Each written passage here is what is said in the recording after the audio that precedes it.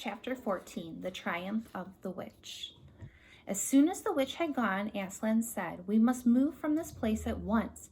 It will be wanted for other purposes. We shall encamp tonight at the fords of Beruna." Of course, everyone was dying to ask him how he had arranged matters with the witch, but his face was stern and everyone's ears were still ringing with the sound of his roar, and so nobody dared. After a meal, which was taken in the open air on the hilltop, for the sun had got strong by now and dried the grass, they were busy for a while, taking the pavilion down and packing things up. Before 2 o'clock, they were on the march and set off in a northeasterly direction, walking at an easy pace, for they had not far to go. During the first part of the journey, Aslan explained to Peter his plan of campaign. "As soon as she has finished her business in these parts," he said, "the witch and her crew will almost certainly fall back to her house and prepare for a siege. You may or may not be able to cut her off and prevent her from reaching it."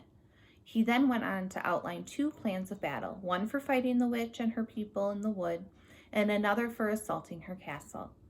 And all the time he was advising Peter how to conduct the operation, saying things like, "You must put your centaurs in such and such place, or you must post scouts to see that she doesn't do so and so," till at last Peter said, "But you will be there yourself, Aslan." "I can give you no promise of that," answered the lion. He had continued giving Peter his instructions.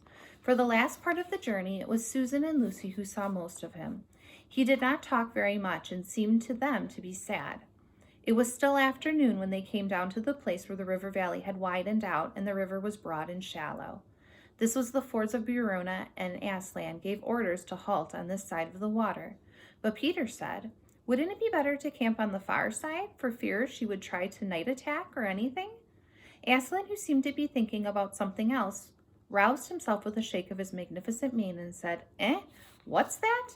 Peter said it all over again. "No," said Aslan in a dull voice, as if it didn't matter. "No, she will not make an attack tonight." And then he sighed deeply, but presently he added, "All the same, it was well of. That is how a soldier ought to think. But it really doesn't matter." So they proceeded to pitch their camp. Aslan's mood affected everyone that evening. Peter was feeling uncomfortable too at the idea of fighting the battle on his own. The news that Aslan might not be there had come as a great shock to him. Supper that evening was quite a meal. Everyone felt how different it had been last night, or even that morning. It was as if the good times having just begun were already drawing to their end.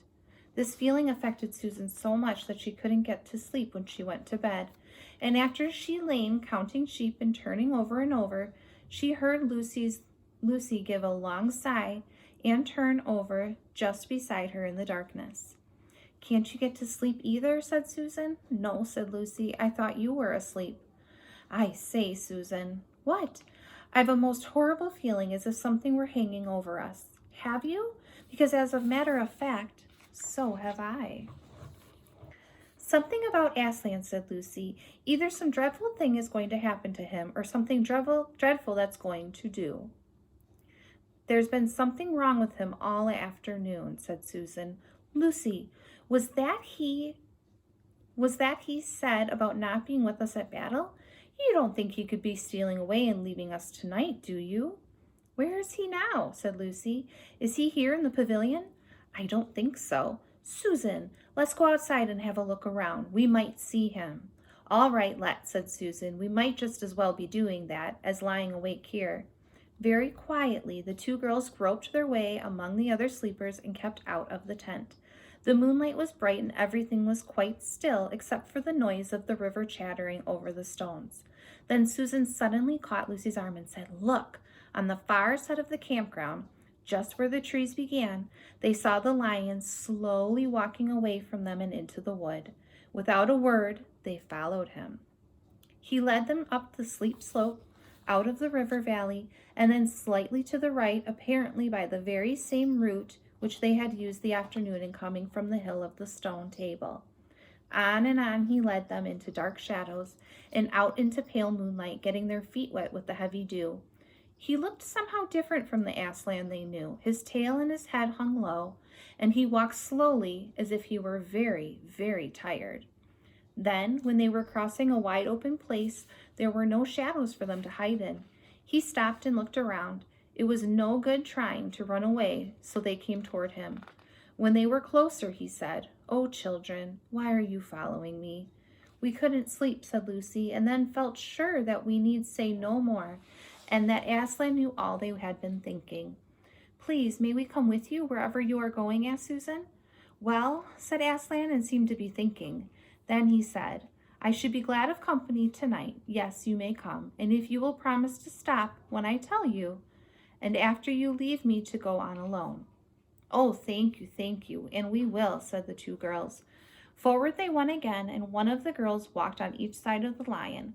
But how slowly he walked, and his great royal head drooped so that his nose nearly touched the grass. Presently he stumbled and gave a low moan. "Aslan, dear Aslan," said Lucy, "what is wrong? Can you tell us? Are you ill?" "No," said Aslan, "I am sad and lonely. Lay your hands on my mane so that I can feel you are there, and let us walk like that." And so the girls did what they would never have dared to do without his permission, but what they had longed to do ever since the first time they saw him, buried their cold hands in the beautiful sea of fur and stroked it, and doing so, walked with him. And presently they saw that they were going with him up the slope of the hill on which the stone table stood. They went up at the side where the trees came furthest up, and when they got to the last tree, it was one that had some bushes about it, and Aslan stopped and said, "Oh, children, here you must stop, and whatever happens, do not let yourselves be seen. Farewell." And both the girls cried bitterly, though they hardly knew why, and clung to the lion and kissed his mane and his nose and his paws and his great sad eyes. Then they turned from them and walked out on top of the hill, and Lucy and Susan, crouching in the bushes, looked over him, and this is what they saw. A great crowd of people were standing all around the stone table, and though the moon was shining, many of them carried torches which burned with evil-looking red flames and black smoke. But such people, ogres with monstrous teeth, the wolves, and bull-headed men, spirits of evil trees and poisonous plants, and other creatures whom I won't describe, because if I did, the grown-ups would probably not let you read this book. Cruels and hags and incubuses, wraiths and horrors, efreets, sprites, onkries, wooses, and ettins. In fact, here were all of those who were on the witch's side, and whom the wolf had summoned at her command. And right in the middle, standing by the table, was the witch herself. A howl and a gibber of dismay went up from the creatures when they first saw the great lion pacing toward them. And for a moment, even the witch herself seemed to be struck with fear. Then she recovered and gave a wild, fierce laugh. "The fool!" cried she. "The fool has come! Bind him fast!" Lucy and Susan held their breaths, waiting for Aslan's roar and his spring upon his enemies, but it never came. 4 hags, grinning and leering, yet also at first hanging back and half afraid of what they had to do, had approached him. "Bind him, I say," repeated the White Witch. The hags made a dart at him and shrieked with triumph when they found that he made no resistance at all. Then others, even evil dwarfs and apes, rushed in to help them, and behind them they rolled the huge lion over on his back and tied all his 4 paws together, shouting and cheering as if they had done something brave. Though, had the lion chosen, one of those paws would have been the death of them all. But he made no noise, even when the enemies, straining and tugging, pulled the cords so tight that they cut into his flesh. Then they began to drag him toward the stone table.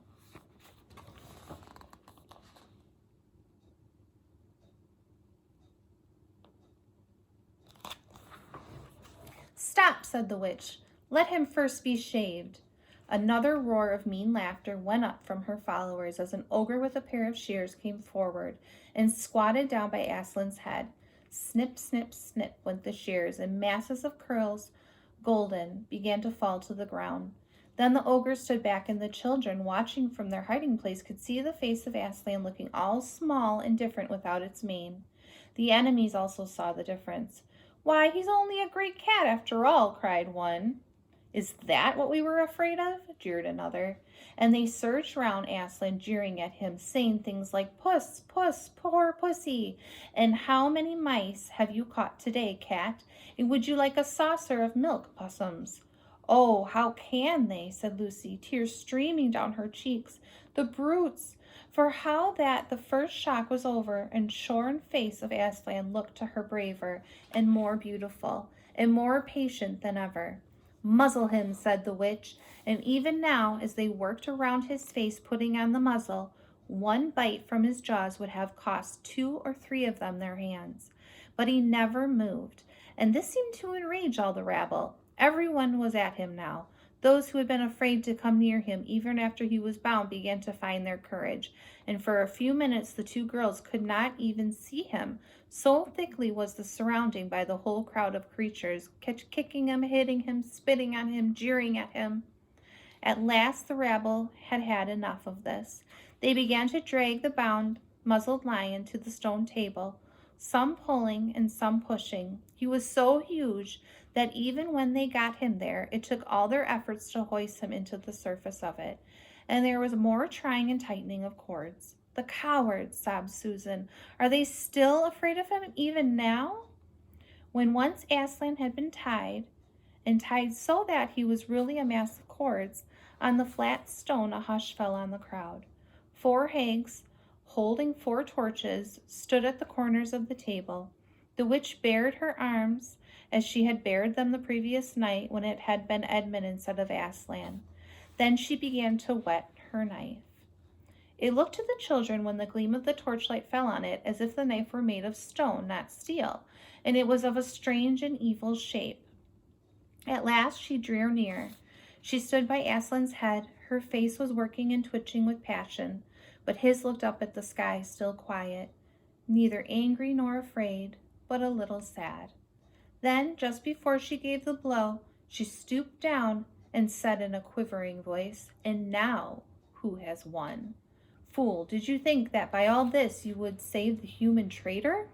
Now I will kill you instead of him, as our pact was, and so deep magic will be appeased. But when you are dead, what would prevent me from killing him as well?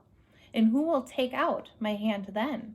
Understand that you have given me Narnia forever. You have lost your own life, and you have not saved his. In that knowledge, despair and die. The children did not see the actual moment of the killing. They couldn't bear to look, and had covered their eyes. It's the end of chapter 14.